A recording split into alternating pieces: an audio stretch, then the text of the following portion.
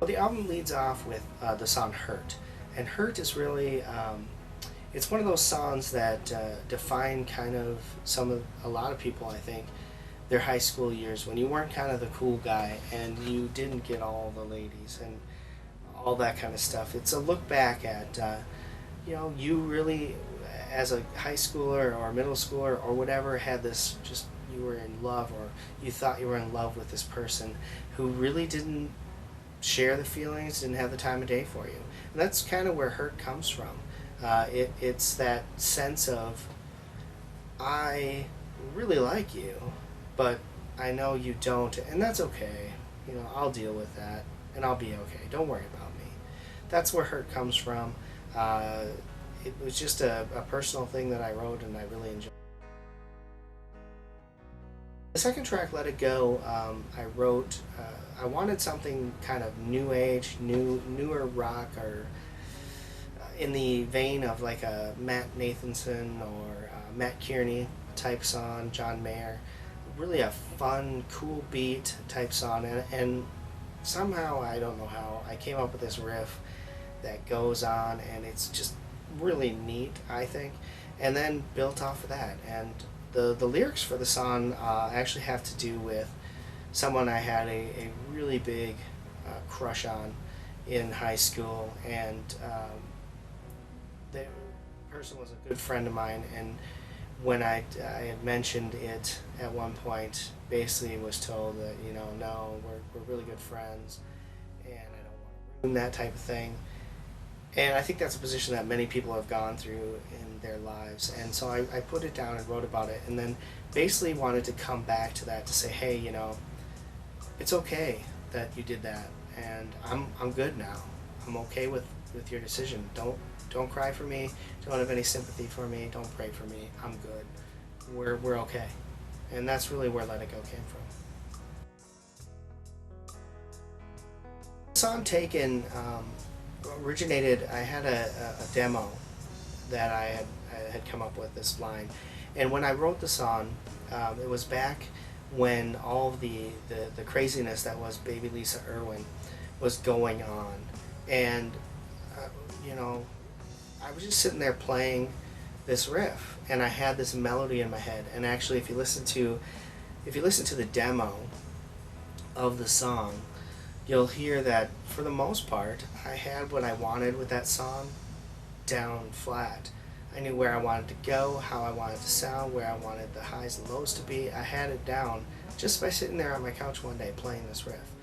And I knew that I wanted the chorus to be "Dream On, Little Girl." I had no idea why. And so I sat there for a couple days and dwelled on it. And it just kept nagging me. I needed to write a song about what was going on with Baby Lisa. And so I basically took and sat down and thought about all the stuff that was going on with Lisa, all the stuff that went on with Kaylee Anthony, all the stuff that went on with John Benet Ramsey, and far too often we see all these little children being taken from the world, and a lot of times the fingers are pointing at parents and things like that, and it's just really, really sad. And so I just sat down and decided to focus on those three girls and write this song for them, and that's really what "Taken" is about. Now, at the time of this recording, we still don't know what happened to Lisa Irwin. She may be alive, more than likely she is not, and there's a lot of speculation on who did it, how it happened, or what happened to her. We don't need to go into that. That's for the police. That is where "Taken" came from. I just felt the urge that I needed to write that song, and that's why I did it. "Beautiful Life" was a song that I never thought I wanted to do, or never thought I would do. There's a thing that I always said to myself, was that I was never going to write a song for someone that I was in a relationship with. Well, I've been married now for over 10 years, and I decided that it was okay to put something down on pen and paper. I thought it'd be kind of fun. And that's really where "Beautiful Life" came from.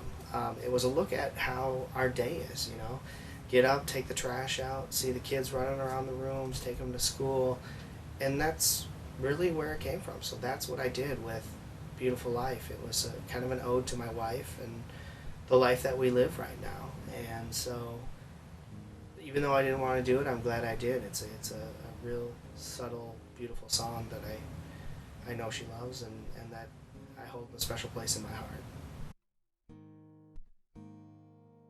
One More Try is a song that I had written back when I was recording the EP, A Six Pack and a Bottle of Life.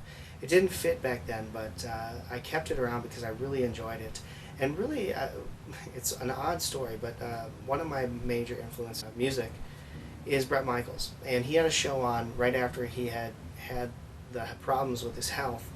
And I was watching it, and all I could think of was, here's this guy who has this family at home, and he'll go home for 2 days and be so sick of being at home that he has to get back on the road. And what a life that is, and what a life it is. And I just got me to thinking about the life of a rock star who's always on the road. They've got the loved one at home, but you know over here they're doing these other things, and that person must know as well. And so it was kind of my ode to the lying rock star who says, you know, oh, that's a bunch of crap. I'm not sleeping around on you. I'm not doing any of that. It's lies. You know I love you, baby, and you're the only one for me. And that's where One More Try came from. Yeah, that's pretty much it. So thank you, Bret Michaels. You and Me Are a Waste of Time. This is an interesting one. I basically sat down, and you can tell it's totally influenced from the Poison Native Tongue era. It's got a very similar riff to that, but it's really fun, and I just had a blast. And really, I sat down and wrote this song with music, and I knew the chorus needed to be that da da da da da da da da da da da da. That was the chorus I had in my head. I had different words at the time, but I talked with my buddy Jay, and we had come up with check in, check out, and all that. And I decided that I wanted this song to be about that time in a relationship where you need to make a decision. Do you move ahead with the future, or do you just call it off and go your separate ways? A lot of people have faced this situation, and I thought it was a good theme to write on, and that's why we call it You and Me or a Waste of Time. Are we meant to be, or is this just us spinning our wheels and wasting time? Is there someone else out there that we should be finding? That's what You and Me or a Waste of Time is.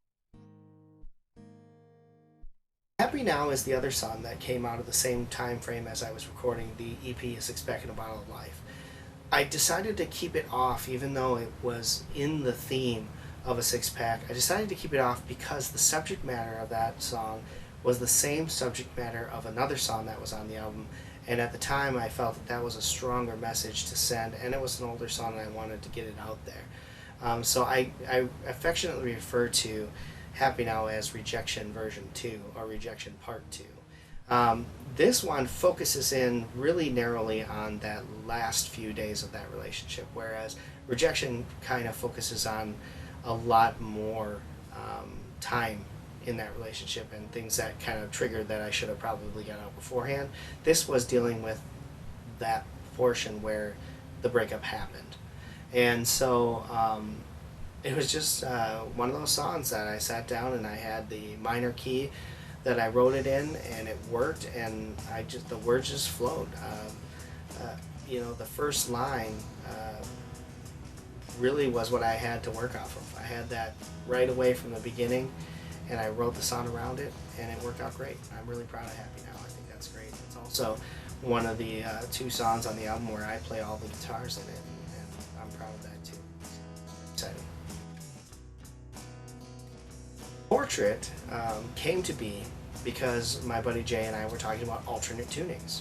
And one of the alternate tunings that he really enjoyed playing in was Open G.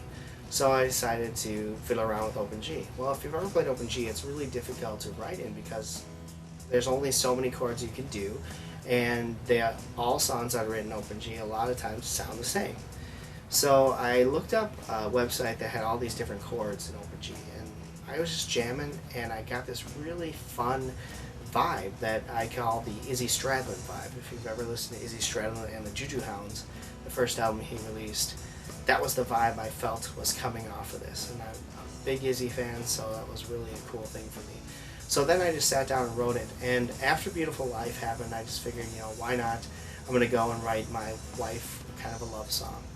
And so this is the love song that I wrote for her. It's called Portrait, and really, my backstory is that Holly, my wife, and I have known each other since we were 7 years old.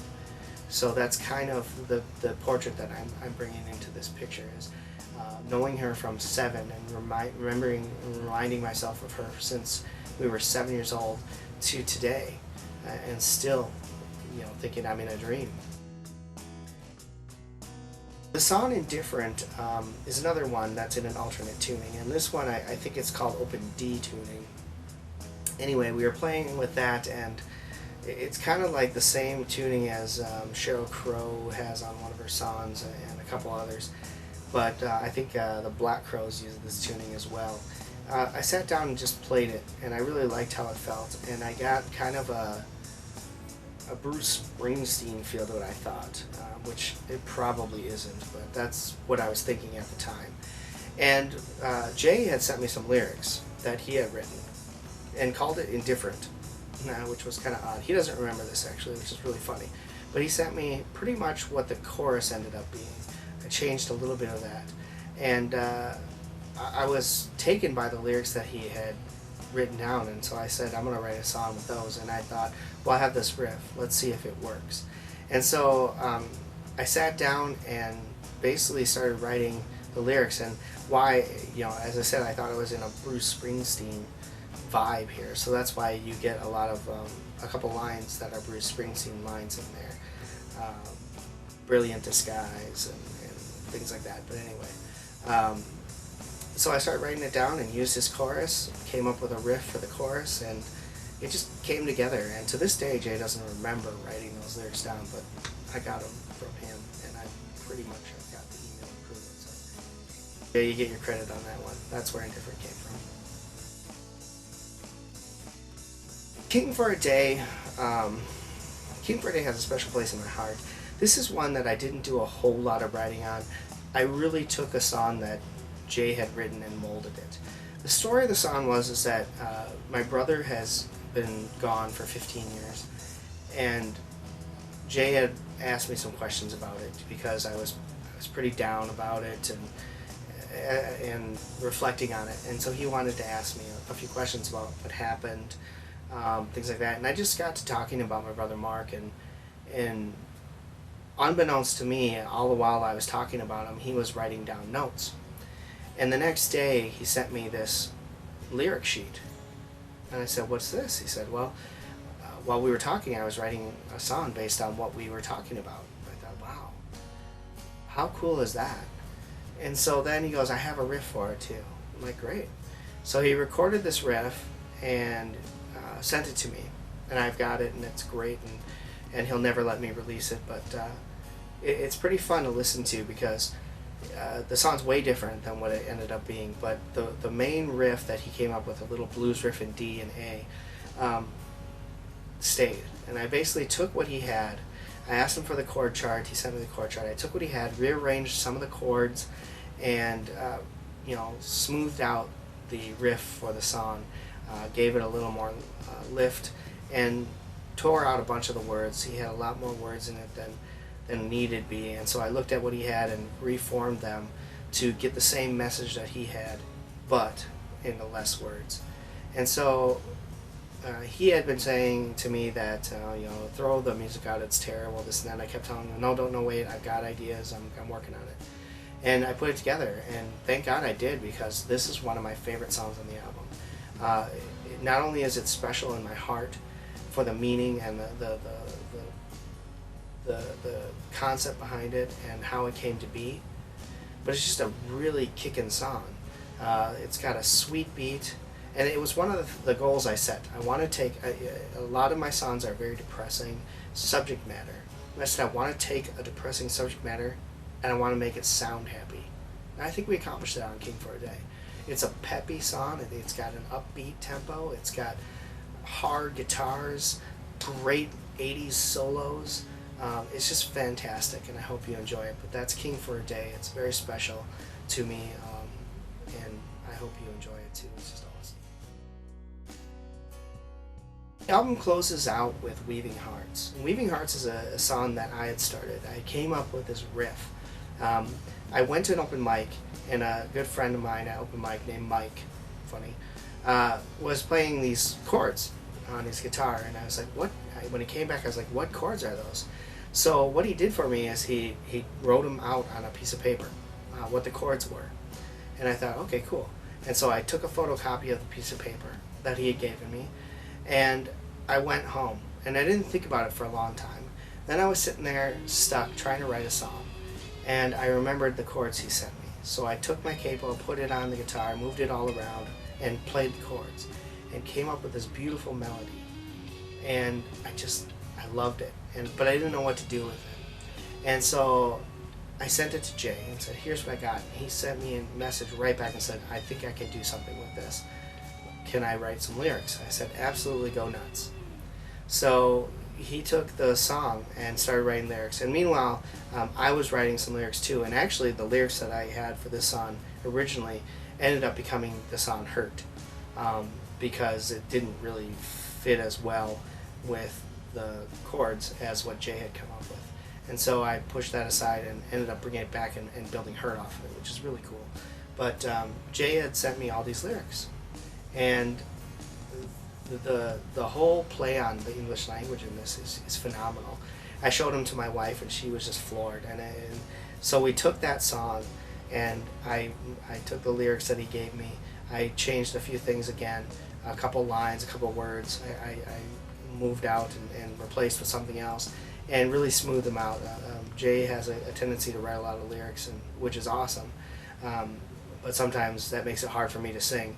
He sings them a lot better than I do. So when he demos them, it sounds great, but when I try to do it, I screw it up. So I end up throwing some words out. And it works out. It ends up being good. But we took that, and then I talked to a good friend of mine, Abasa, at work, and he is a master of finding good sounds to go with it. And I asked him if he could please write a string section. And I had already taken my keyboard and written a little bit of a string section for it, an idea of where I wanted it to go, and said, this is how I want it to sound, except for not as bad, because I can't play keyboards very well. And so he took it, and a month or two later, he came back and said, here's what I have. We sat down and listened to it. I gave him a couple pointers. He went back and he knocked it out of the park. And he also did something that I wasn't expecting when I got the tracks back. He added a little piano part to it, and it ended up being fantastic. And I sent it to my buddy Matt, and he put this really kick-in ambient guitar arrangement to it, and that's how Weaving Hearts came to be. It's one of my favorite songs on the album, and it's just, to me, it's just a powerful way to end the album.